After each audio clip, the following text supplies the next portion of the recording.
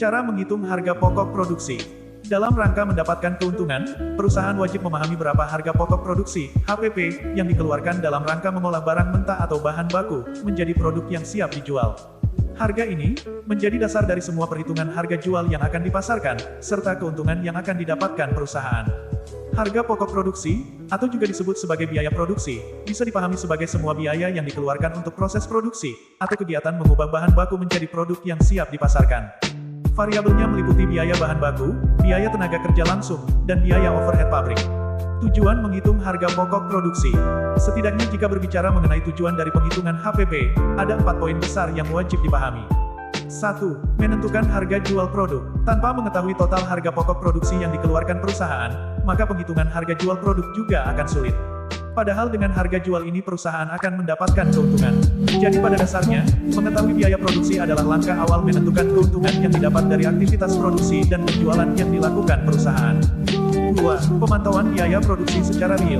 Biaya produksi yang telah direncanakan kemudian dipantau realisasinya dalam analisa total biaya produksi ini.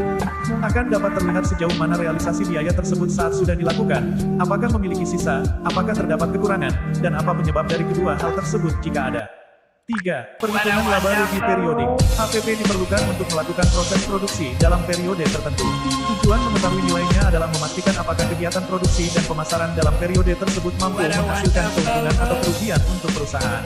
Tentu hal ini akan melibatkan pula informasi laba rugi bruto dari perusahaan. 4. Menentukan harga pokok persediaan produk jadi dan dalam proses. Keempat, biaya produksi diperlukan sebagai kelengkapan dalam laporan atau neraca tertentu. Pihak perusahaan harus mampu menyajikan data terkait harga pokok persediaan produk jadi dan harga pokok produksi. Biaya produksi akan melekat pada produk jadi yang belum terjual pada tanggal neraca disajikan, masuk dalam variabel harga pokok persediaan produk dalam proses. 3 komponen dalam HPP.